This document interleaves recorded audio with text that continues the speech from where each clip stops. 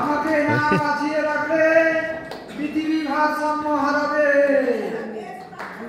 অসাধারণ একটি বার্তা এই বয়াজুর লাইনের মাধ্যমে আমরা পেলাম। পরিবেশ রক্ষা কিভাবে করতে হয়, পরিবেশকে রক্ষা করার দায়িত্ব যে আমাদের সকলেরই, সেটি একবার নতুন করে আবার প্রমাণ করে দিল এই বয়াজুর নাইট সাজা। অসংখ্য ধন্যবাদ মাননীয় তারাপদ পাশানি এবং সুমনকে আপনাদের জন্য একবার হাততালি। অসংখ্য ধন্যবাদ। আমি বলছি আমরা চাই গাছ বাঁচুক আর আমরা পরবর্তী অনুষ্ঠান মাননীয় শিউলি হাজরা। না না মুক্তা ম্যাডামের আছে। না না মুক্তা ম্যাডাম। নমস্কার, আমি তারাপদ বসানি, আমি একজন হজলার সদস্য। আমার কিছু বলার ছিল, বলবো কি?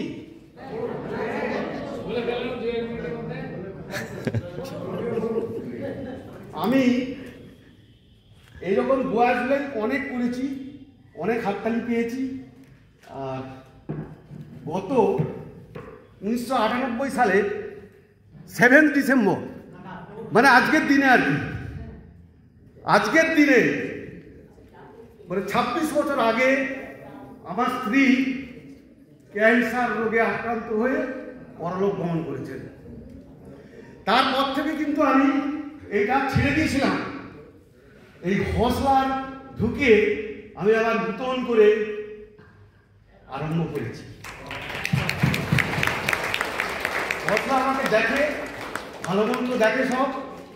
আর হসলার জন্যেই আমি মনোবল ফিরে পেয়েছি আর সাহস পেয়েছি। ধন্যবাদ। অসংখ্য ধন্যবাদ। এই আমাদের সুমন, আমাদের হসলার টিম মেম্বার, স্নেহের সুমন, সকলের স্নেহের সুমন। ধন্যবাদ। অসংখ্য ধন্যবাদ সুমন ও তারাপদ পাশানি স্যারকে। এবারে